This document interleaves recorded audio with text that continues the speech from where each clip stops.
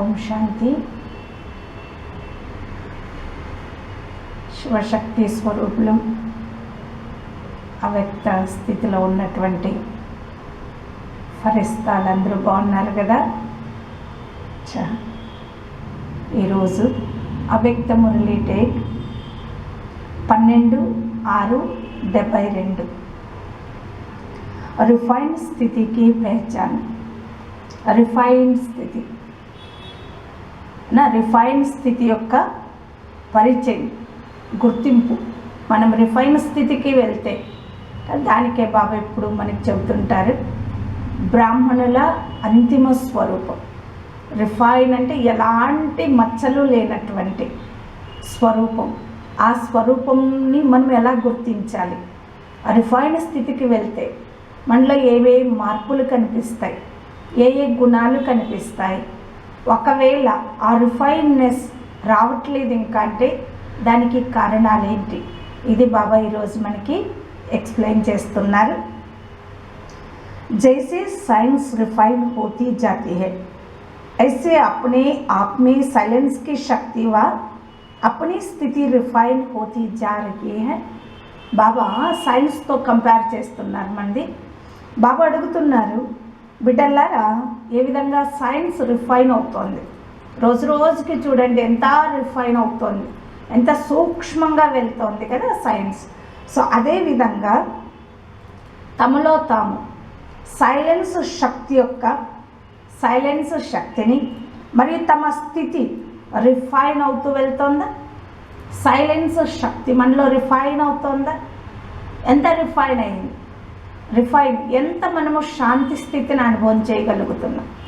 అలాగే మన స్థితి రిఫైన్ అవుతోందా చెక్ చేసుకోమంటున్నారు బాబా మనల్ని. సైంటిస్టులు ఏ విధంగా చెక్ చేసుకుంటూనే ఉంటారు చూడండి, దీనికంటే రిఫైన్, ఇంకా ఏం చేయాలి. సో అలాగే మన పైన మనకు కూడా ఇంత అటెన్షన్ ఉండాలి. సైలెన్స్ యొక్క శక్తిలో, శాంతి శక్తిలో అంత రిఫైన్నెస్ వచ్చిందా? సంపూర్ణ శాంతి ఎంతవరకు నేను అనుభవం చేయగలను, ఎంతవరకు ఆ స్వరూపంలో ఉండగలను. అలాగే మన స్థితి అంతా ట్రాన్స్పరెన్సీ అనగా అంతా మనలో రిఫైన్నెస్ వస్తుందా మన స్థితిలో? జబ్ రిఫైన్ చీజ్ హోతీ హై ఉస్మే క్యా క్యా విశేషత హోతీ హై ఆలోచించండి. ఎప్పుడు రిఫైన్ వస్తూ ఉంటుందో, చాలా రిఫైన్గా ఉంటుందో అందులో ఏ విశేషతలు ఉంటాయి? ప్రతి ఒక్కటి ఈ సమయం రిఫైన్ అంటున్నారు కదా, రిఫైన్డ్ ఆయిల్ అని ఇంకోటి ప్రతి ఒక్కటి రిఫైన్ చేస్తారు. తినే వస్తువుల నుంచి, వాడే వస్తువుల నుండి ప్రతి ఒక్కటి రిఫైన్. సో ఎప్పుడు వస్తువు రిఫైన్ అవుతుందో అప్పుడు ఆ వస్తువులో కనిపించేటువంటి విశేషతలు ఏంటి అని అడుగుతున్నారు బాబా.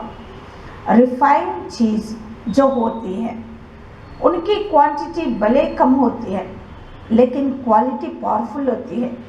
రిఫైన్ వస్తువు ఏదైతే ఉందో, ఫస్ట్ విశేషత, రిఫైన్ వస్తువు ఏదైతే ఉందో దాని యొక్క క్వాంటిటీ భలే తక్కువ ఉంటుంది. క్వాంటిటీ దాని సైజు కావచ్చు, పదార్థం కావచ్చు, తక్కువ ఉంటుంది. కానీ దాని యొక్క క్వాలిటీ చాలా పవర్ఫుల్గా ఉంటుంది అంటున్నారు బాబా, శక్తిశాలిగా ఉంటుంది.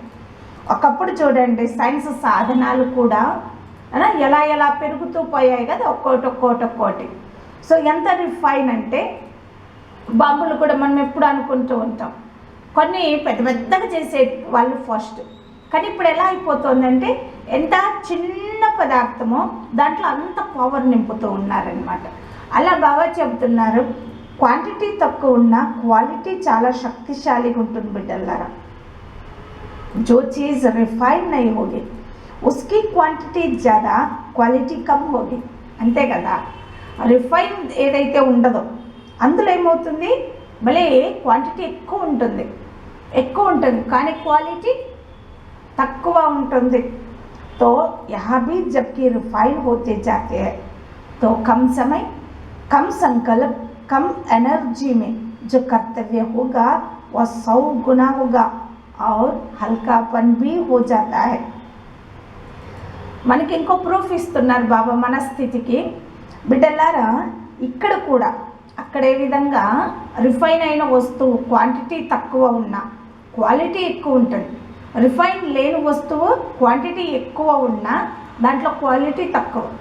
అలాగే ఇక్కడ కూడా ఎప్పుడైతే రిఫైన్ అవుతూ పోతామో, మన స్థితి రిఫైన్ అవుతూ పోతుందో, ఏకదం క్లీన్ అండ్ క్లియర్గా అవుతూ పోతుందో మన యొక్క మనస్సు బుద్ధి, అంతే తక్కువ సమయంలో, తక్కువ సంకల్పము, తక్కువ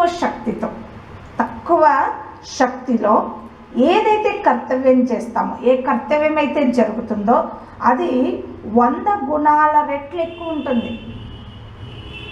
ఓకేనా? బాబా చెబుతున్నది మన స్థితి ఇక్కడ ఎంత రిఫైన్ అవుతుందో అంత తక్కువ సమయము, తక్కువ సంకల్పాలు, తక్కువ ఎనర్జీ, శక్తి కూడా తక్కువ ఉపయోగించాం. కానీ అక్కడ కలుగుతున్నటువంటి కర్తవ్యం ఏదైతే మనం చేయాలనుకున్నామో ఆ కర్తవ్యం ఎలా అవుతుంది అంటే 1కి 100 గుణాల ఎక్కువగా చేయగలుగుతాము అంటున్నారు బాబా. ఎంత ఎక్కువ అక్కడ చేయగలుగుతాము, కర్తవ్యం ఎంత 100 గుణాల రెట్లు అవుతుంది, అంతే మనము తేలికగా ఉంటాం. ఇది రిఫైన్నెస్కి గుర్తు అంటున్నారు బాబా. సో తేలికతనం ఉంటుంది. హల్కాపన్ की निशानी होगी कब वो नीचे नहीं आवेगा ना चाहते भी स्वतः ही ऊपर स्थित रहेगा. నా తేలికతనానికి గుర్తేంటి? మనందరికీ తెలుసు, ఏదైతే తేలిక వస్తూ ఉంటుందో అది ఎప్పుడూ కూడా కిందికి రాదు. అది వద్దనుకున్నా కూడా పైనే ఉపస్థితం అవుతుంది, స్వతహాగానే పైన స్థితం అవుతుంది కదా. మనం ఏది వద్దనుకున్నా కూడా, అనగా తేలిక వస్తువు, ఇప్పుడు పత్తి ఉంది, కాటన్ ఉంది, ఆ పత్తి ఏం చేస్తుంది? తేలికగా ఉంది. తేలికున్న కారణంగా ఏమవుతుంది? గాలికి పైన ఎగురుతూనే పోతుంది. కావాలన్నా కూడా అది కిందికి రాదనమాట, పైనే ఉంటుంది. రిఫైన్ క్వాలిఫికేషన్, ఇది రిఫైన్ యొక్క క్వాలిఫికేషన్, ఇది రిఫైన్ యొక్క స్థితి అంటున్నారు బాబా. एकदम తేలిక స్థితి. तो अपने में यह दोनों विशेषताएं अनुभव होती जाती है. కట్ బిడ్డలారా, మీలో ఈ 2 విశేషతలు అనుభవం అవుతున్నాయి. రిఫైన్నెస్, తేలికతనం. ఎంత రిఫైన్గా ఉంటామో అంత తేలికగా ఉంటాం. కాబట్టి 2 విశేషతలు మీలో అనుభవం అవుతూ ఉన్నాయా? भारी होने के कारण मेहनत ज़्यादा करनी होती है, हल्का होने से मेहनत कम हो जाती है. బిడ్డలారా, భారీగా ఉన్నారనుకోండి, రిఫైన్ లేదు, తేలికగా లేరు, తో భారీగా ఉన్నారంటే ఏమవుతుంది? ఎక్కువ పరిశ్రమ చేయాల్సి వస్తుంది. బరువుగా ఉన్న వస్తువు పైకి వెళ్ళాలంటే కష్టం కదా. అందువల్ల తేలికగా ఉంటే పరిశ్రమ తక్కువ ఉంటుంది. ఇప్పుడు మన స్థితి ఎలాంటిదంటే కింద ఉండే స్థితి కాదు. మనం వెళ్ళాల్సింది ఎక్కడికి? పైకి వెళ్ళాలి. ఎంత పైకి? పరంధామం వరకు వెళ్ళాలి. మరి పరంధామం వరకు వెళ్ళాలంటే ఏం చేయాలి? రిఫైన్ కావాలి కదా. ఏ విధంగా చూడండి, ఇక్కడ కార్లు, బస్సులు తిరుగుతూ ఉంటాయి, డీజిల్, పెట్రోలు మామూలుగా పెడుతూ ఉంటారు. కానీ అదే పైకి ఎగిరేటువంటి వస్తువు ఏదైతే, హెలికాప్టర్ ఉంది అనా, ఫ్లైట్ ఉంది, ఏం చేస్తారు?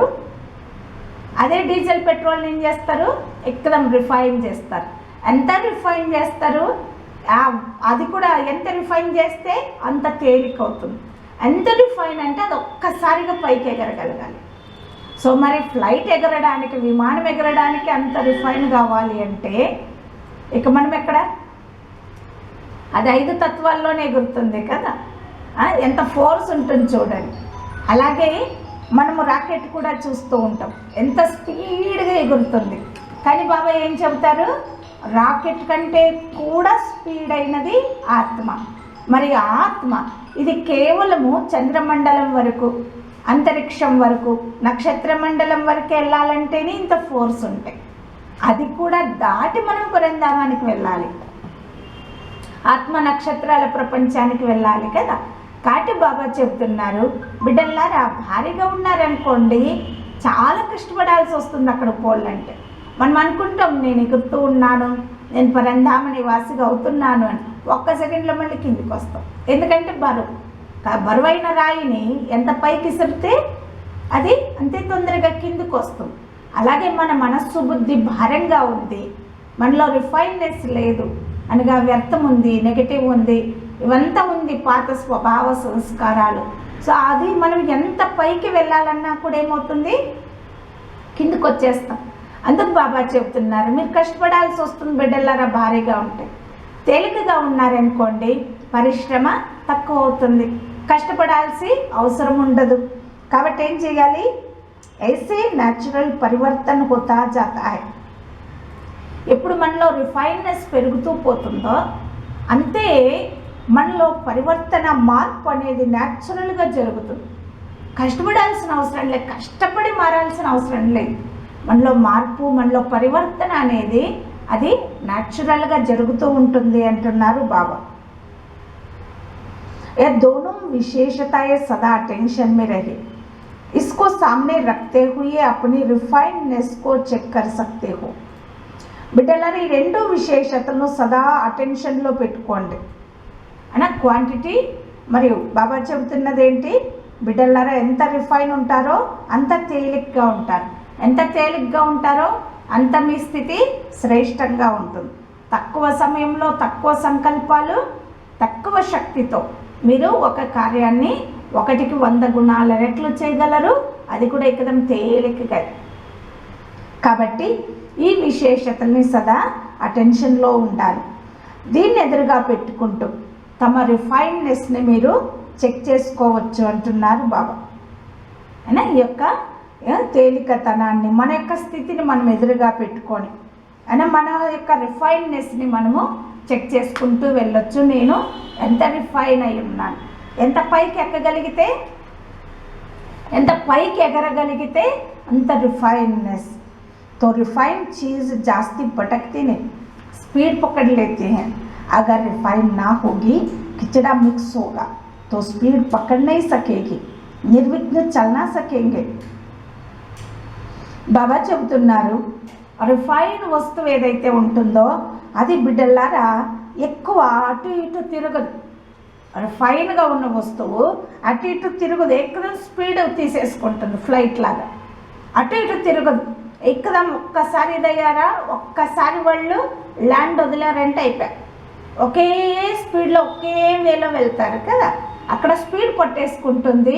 రిఫైన్ వస్తువు అటు ఇటు తిరగదు. ఒక్కవేళ రిఫైన్నెస్ లేదు అనగా రిఫైన్ లేదు అక్కడ, అక్కడేమవుతుంది? కిచడా మిక్స్ ఉంది, స్వచ్ఛత లేదు అక్కడ. తో స్వచ్ఛంగా లేదు అక్కడ, కిచడా మిక్స్ అయి ఉంది అన్నప్పుడు ఏమవుతుంది? స్పీడ్గా వెళ్ళలేరు అన్నా, స్పీడ్గా వెళ్ళలేరు, నిర్విఘ్నంగా నడవలేరు.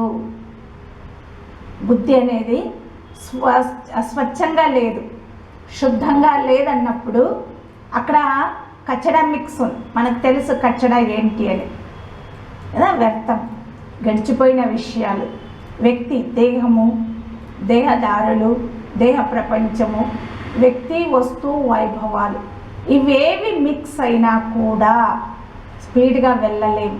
అలాగే మన యొక్క పురుషార్థ జీవనంలో మనము నిర్విఘ్నులుగా కాలేము, నిర్విఘ్నంగా నడవలేము.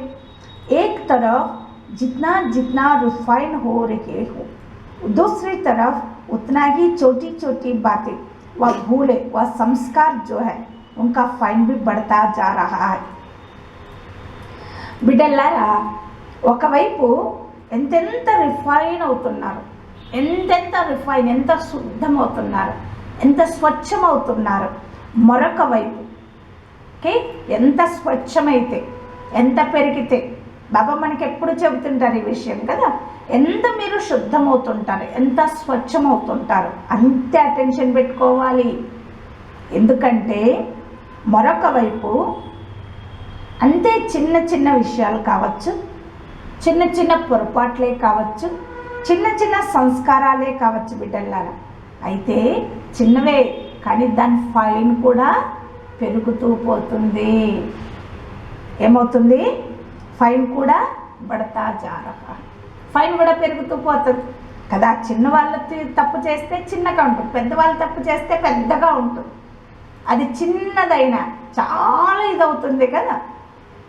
అందుకు బాబా చెబుతున్నారు, మన స్థితి ఎంత రిఫైన్ అవుతుందో, ఎంత శుద్ధమవుతుందో, ఎంత క్లీన్ అండ్ క్లియర్గా అవుతూ పోతామో అంత మన నుండి జరిగే చిన్న చిన్న విషయాలు కావచ్చు, చిన్న చిన్న పొరపాట్లు కావచ్చు, చిన్న చిన్న సంస్కారాలే కావచ్చు కానీ దానికి ఫైన్ కూడా ఏమవుతుంది, ఫైన్ కూడా పెరుగుతుంది బిడ్డలారా.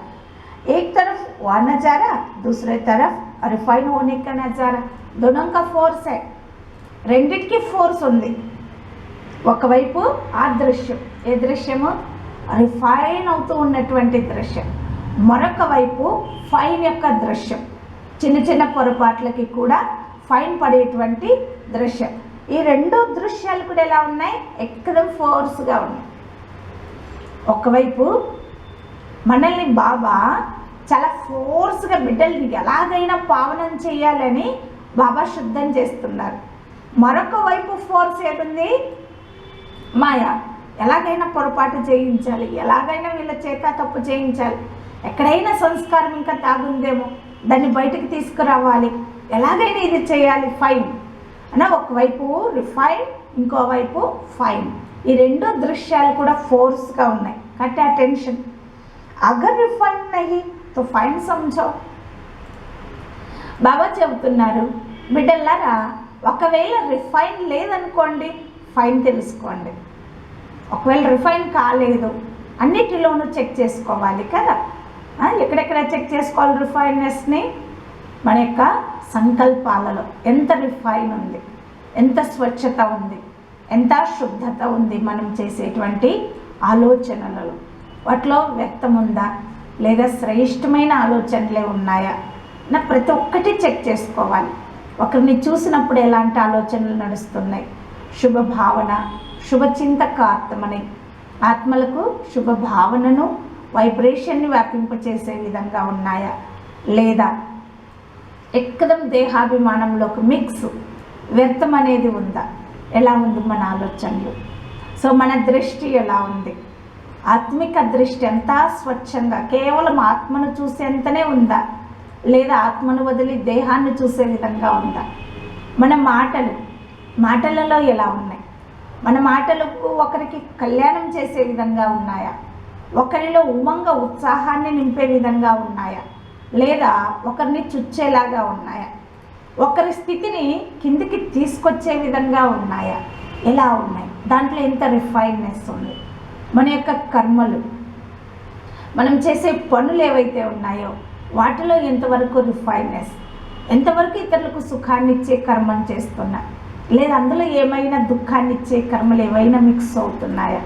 మన యొక్క నడవడిక, మన యొక్క బిహేవియర్, మన యొక్క స్వభావం, మన యొక్క సంస్కారాలు ప్రతి ఒక్కటి చెక్ చేసుకుంటూ వెళ్ళాలి. ఎంత రిఫైన్ అవుతూ ఉంది, ఎంత రిఫైన్ అవుతాం. ప్రూఫ్ ఏంటి, బాబా ముందే చెప్పారు, ఎంత రిఫైనో అంత తేలికతనం అనేది అనుభవం కావాలి అని. సో అందువలన రిఫైన్ లేదంటే ఏమనుకోవాలి, ఎక్కడో చోట మిక్స్ ఉంది. తెలుసుకోండి బిడ్డలారా, ఫైన్ పడుతోంది, నేను ఫైన్ కట్టాల్సి ఉంటుంది అని తెలుసుకోండి.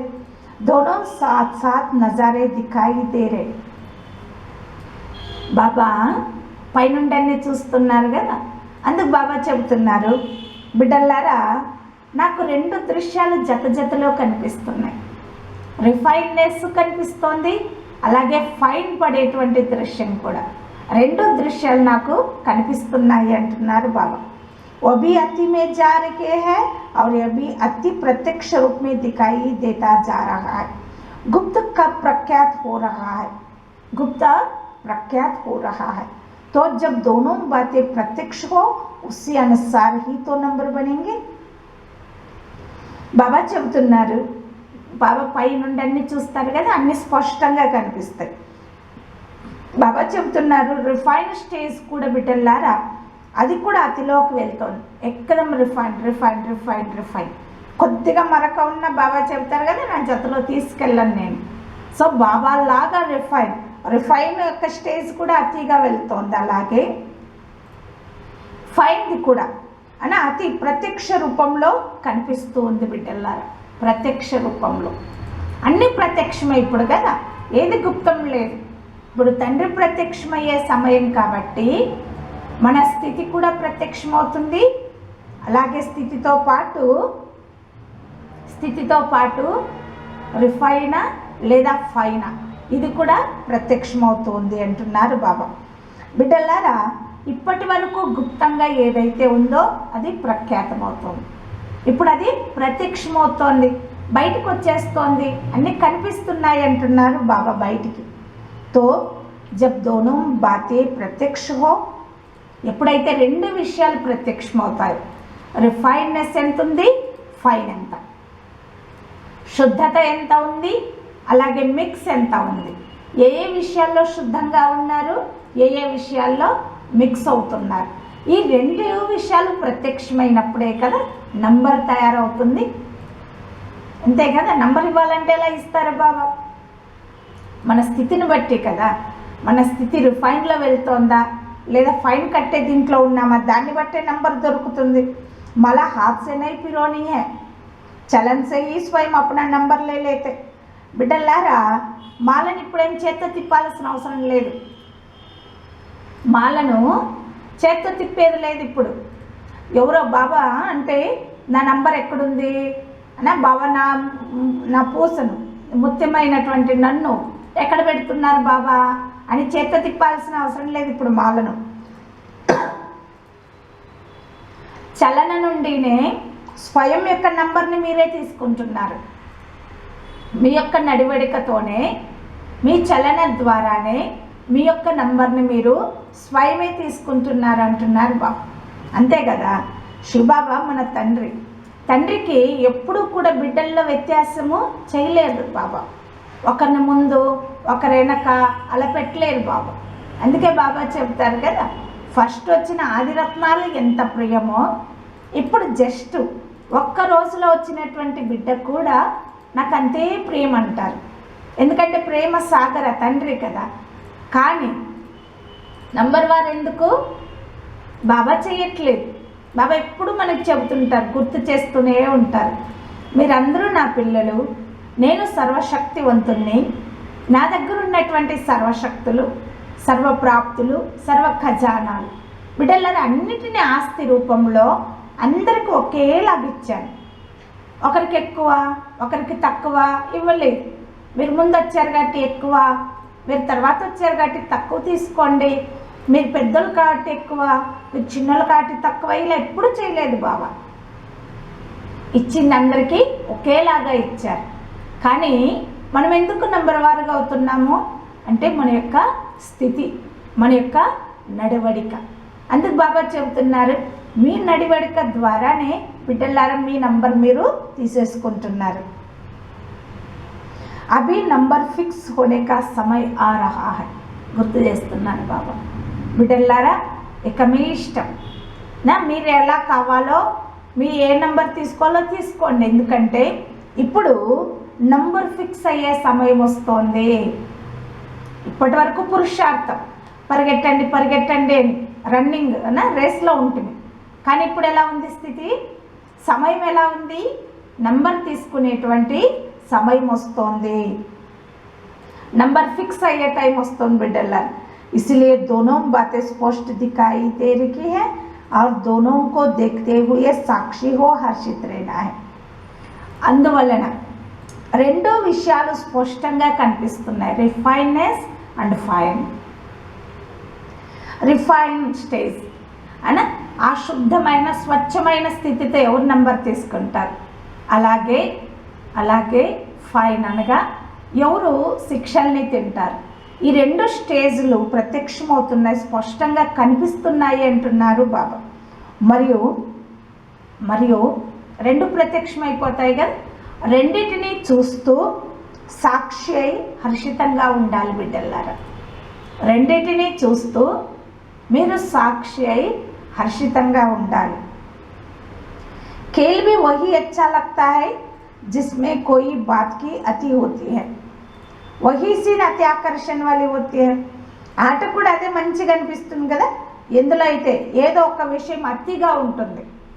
ఏదైనా విషయం ఒక ఆట, అందులో ఎవరైనా చాలా ఫాస్ట్గా వెళ్తున్నారనుకోండి, ఆటనే మంచిగా అనిపిస్తుంది కదా. లేదా అందరూ ఒకేలాగా ఉన్నారనుకోండి, మంచిగా అనిపిస్తుందా? కాదు. ఏ ఆట మంచిగా అనిపిస్తుంది అంటే ఆ ఆటలో ఏదో ఒక విషయంలో అతిగా ఏదైతే వెళ్తుందో ఆటనే మంచిగా అనిపిస్తుంది. అదే దృశ్యము అతి ఆకర్షణగా ఉంటుంది. ఏదైతే అతిగా వెళ్తుందో అదే దృశ్యమే అందరినీ ఆకర్షణ చేసే విధంగా ఉంటుంది అంటున్నారు బాబా. అభి బి ఐసే కసం కష్ కి సీన్ చల్ రహీ హై. బిడ్డలారా, ఇప్పుడు కూడా ఎక్కదం కసం కషం అంటే మేరానైనా పోటా పోటీ యొక్క దృశ్యం నడుస్తోంది. పోటా పోటీ, మీరు ముందా నేను ముందా, ఎవరు ముందు? సో ఈ ముందుకెళ్ళాలి అనేటువంటి పోటా పోటీ దృశ్యం ఇప్పుడు నడుస్తోంది. మీ ఇష్టం. నంబర్ తీసుకునే సమయం వచ్చేసింది కదా, నంబర్ ఫిక్స్ అయ్యే సమయం వచ్చేసింది. కాబట్టి లక్ష్యము మన ఎదురుగా ఉంది. ఎంత రిఫైన్నెస్, ఎంత ఫైన్, ఇది చెక్ చేసుకుంటూ వెళ్ళండి. సో ఎప్పుడైతే ఆట పోటాపోటీ అవాదే అడుగుతున్నారు, ఎప్పుడైతే ఆట పోటాపోటీగా ఉంటుందో బిడ్డల్లారా చూడ్డానికి అప్పుడే మజా ఉంటుంది కదా, అప్పుడే ఏం చేయాలనిపిస్తుంది? వా తరసాతా హై. మజా అనిపిస్తుందా లేదా దయ కలుగుతుందా? ఎలా ఉంది? ఆటలో ఒకరు చాలా ఫాస్ట్గా వెళ్తున్నారు, ఒకరు వెనక ఉన్నారు. సో పోటాపోటీగా నడుస్తాం, మీరానేనా అప్పుడు మజా అనిపిస్తుందా లేదా దయ కలుగుతుందా? एक तरफ को देख खुश होते, दूसरे तरफ को देख रहम पड़ता है. दोनों का खेल चल रहा है. ఒకవైపు చూస్తే ఖుషి అవుతుంది, మరొక వైపు చూస్తే దయ కలుగుతుంది. ఇప్పుడు రెండు ఆటలు నడుస్తున్నాయి, నిజమే. ఒకవైపు చూస్తే ఖుషి అవుతుంది, మన యొక్క రిఫైన్నెస్ స్టేజ్కి వెళ్తూ మన యొక్క స్వర్గ ముఖం ఎప్పుడైతే చూసుకుంటామో ఖుషి అవుతుంది. మరొక వైపు ప్రకృతి పరిస్థితులు, ఆత్మల యొక్క సఫరింగ్ చూసినప్పుడు దయ కలుగుతుంది. రెండు నడుస్తున్నాయి, రెండు ఆటలు ఒకేసారి. అవునా కదా? అంతే కదా, రెండు గేట్లు తెరవాలి కదా, అటు స్వర్గము ఇటు ముక్తి. కాబట్టి రెండు ఆటలు నడవాలి. ఒకవైపు ఖుషిని కలిగించేటువంటి ఆట, మరొక వైపు దయను కలిగించేటువంటి ఆట, రెండు నడుస్తున్నాయి అంటున్నారు బాబా. आज खेल दिखाया कि पर्दे पर क्या चल रहा है ना, పరదా పైన ఏం నడుస్తోంది అని బాబా ఈరోజు మనకి ఆటను చూపించారు. చూసారు అందరూ? ఒకవైపు రిఫైన్ స్టేజ్, మరొక వైపు ఫైన్ స్టేజ్, శిక్షలు తినేటువంటి స్థితి. రెండిటి ఆట. పరదాలో స్టేజ్ పైన ఏమేమి నడుస్తోంది, ఏ పాత్ర నడుస్తోంది అని బాబా మనకి ఈరోజు చూపించారు, నాటకాన్ని చూపెట్టారు. వతన్ సే తో బాస్ ఫస్ట్ దిక్కాయి దేతా హై. వతనం నుండి అయితే బిడ్డల్లారా కింద నడుస్తున్నటువంటి నాటకం ఏదైతే ఉందో ఇది స్పష్టంగా కనిపిస్తుంది. అవునా కాదా? బాబాకి కూడా ఒకవైపు చూస్తే ఖుషి, నా బిడ్డలు తొందరగా పురుషార్థం చేసి నా దగ్గరికి రిఫైన్ అయి వస్తున్నారు అని. మరొక వైపు దయ, అరే ఆత్మలు ఇంత టైం వచ్చినప్పటికీ కూడా ఇంకా మేలుకోకుండా ఈ ప్రకృతిలో చిక్కుకొని ఉన్నారే, నా దేహం అనేటువంటి ఇంటిలో చిక్కుకొని ఉన్నారే అని మరొక వైపు దయ. బాబాకి పైనుంచి అన్నీ స్పష్టంగా కనిపిస్తూ ఉన్నాయి. జితనా జో ఊంచ్ హోతా హై ఉన్కో స్పష్ట దిఖాయి దేతా హై. మనందరికీ తెలుసు, ఎవరైతే ఎంత పైన ఉంటారో అంత స్పష్టంగా కనిపిస్తుంది. అందుకే ప్రతి ఏరియాకి అనగా ఎక్కడైతే టూరిస్ట్ ప్లేసెస్ ఉంటాయో అక్కడ ఒకటి వ్యూ ప్లేస్ పెట్టి ఉంటారు. వ్యూ ప్లేస్ ఎందుకు పెడతారంటే అది కూడా అన్నిటికంటే హైలో ఉంటుంది, చాలా హైట్, పైకి ఎక్కిపోయి చూపిస్తారు. ఇది వ్యూ పాయింట్. ఎందుకు వ్యూ పాయింట్? ఇక్కడ నిలబడితే చుట్టూ ఉన్నటువంటి పట్టణం అంతా కనిపిస్తుంది, చుట్టూ ఉన్నటువంటి దృశ్యాలన్నీ కనిపిస్తాయి.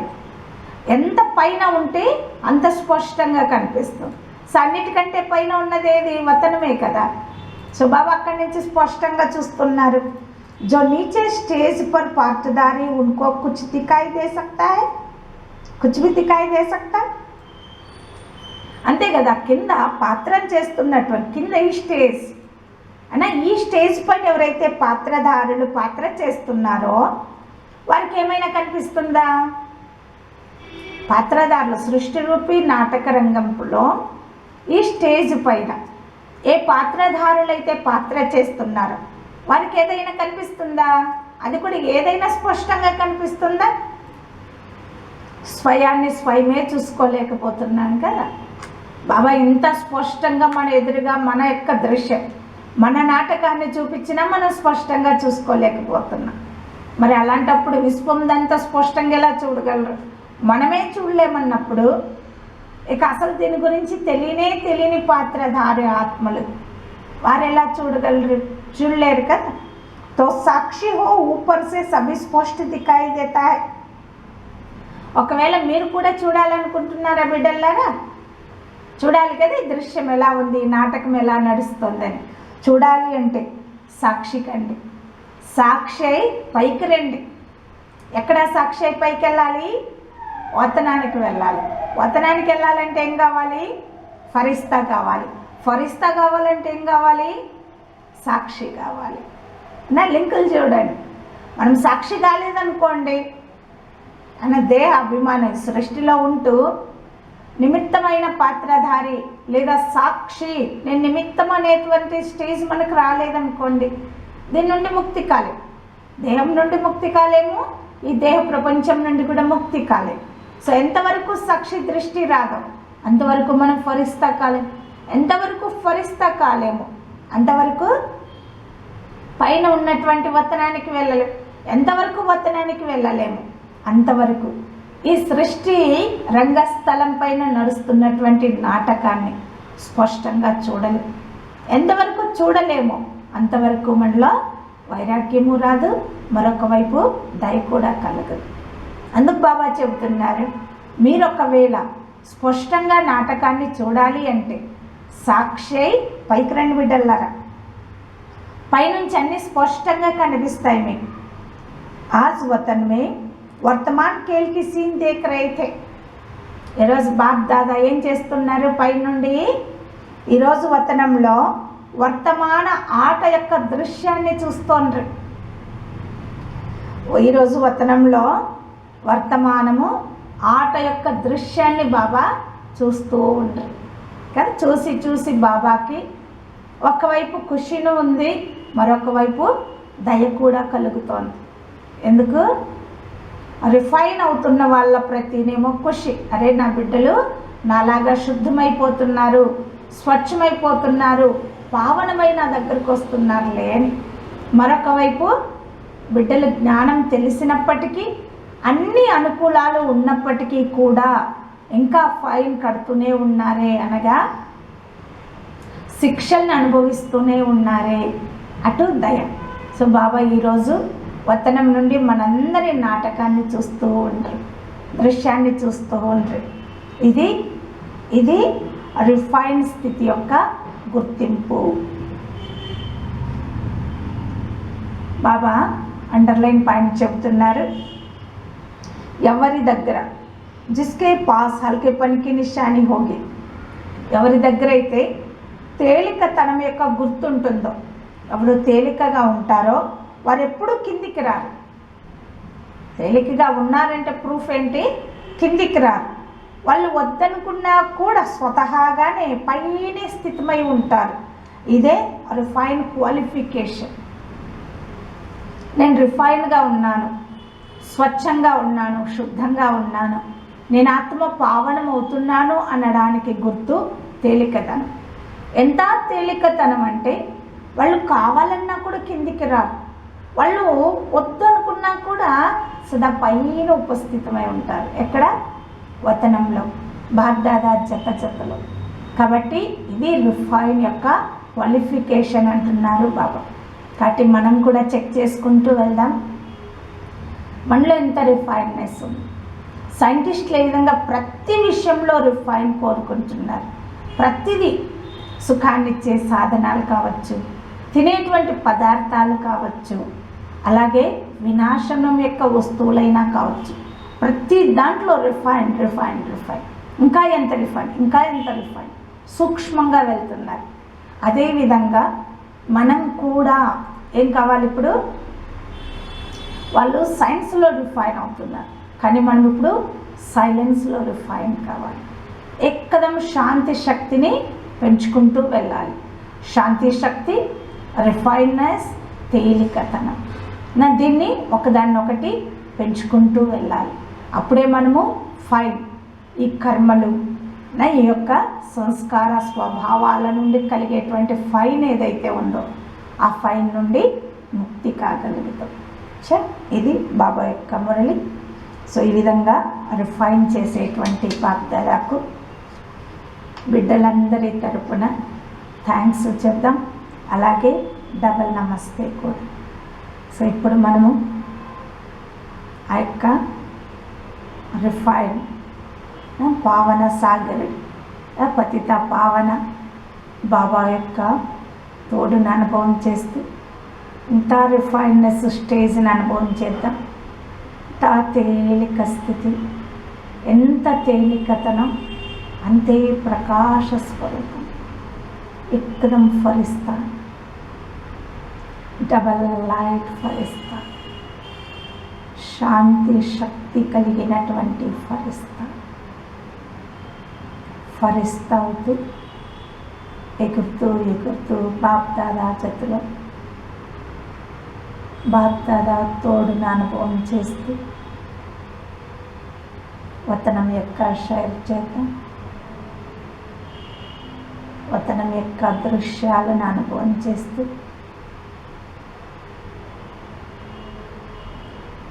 బాబాతో సర్వ సంబంధాల అనుభూతిని అనుభవం చేద్దాం. ఒక్కో సంబంధం యొక్క ప్రేమను, ప్రాప్తిని అనుభవం చేస్తూ బాప్దాదా ఒడిలో ఒదిగిపోదాం.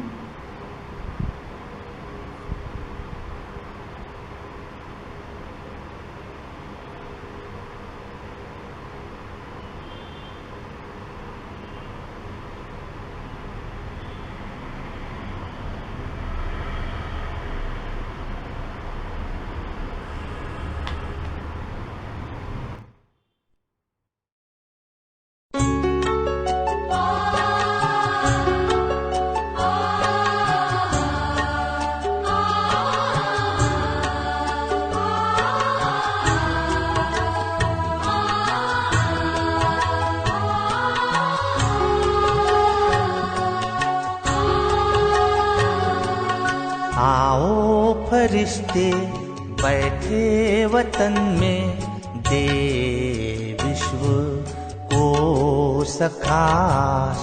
आओ फरिश्ते बैठे वतन में, दे विश्व को सखाश। करके इशारे बुला रहे हैं, करके इशारे बुला रहे हैं, मीठे बाबा वो अपने पास। आओ फरिश्ते बैठे वतन में, दे विश्व को सकाश।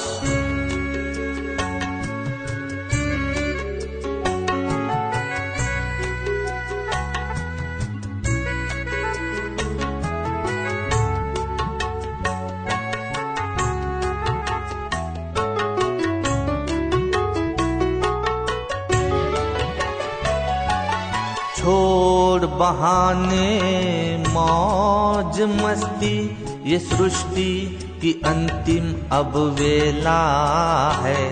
जब साथ तुम्हारे है शिव बाबा, फिर क्यों समझे अकेला है। प्रश्नों से परे होकर प्रसन्न, प्रश्नों से परे होकर प्रसन्न, पूरी करो तुम प्रभु की आश। आओ फरिश्ते बैठे वतन में, दे विश्व को सकाश। करके इशारे भुला रहे हैं, करके इशारे भुला रहे हैं, मीठे बाबा वो अपने पास। आओ फरिश्ते बैठे वतन में, दे विश्व को सकाश।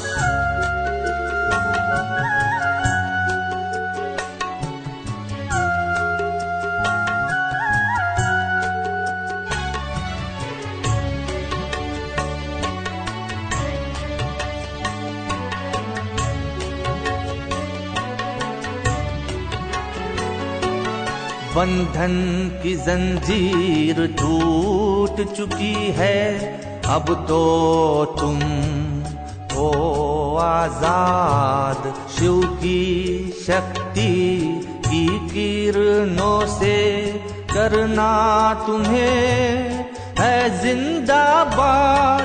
वो नजरें तुम्हारी करती प्रतीक्षा, वो नजरें तुम्हारी करती प्रतीक्षा। जहाँ प्रकाश ही प्रकाश। आओ फरिश्ते बैठे वतन में, दे विश्व को सकाश। करके इशारे बुला रहे हैं, करके इशारे बुला रहे हैं। मीठे बाबा वो अपने पास। आओ फरिश्ते बैठे वतन में, दे विश्व को सकाश।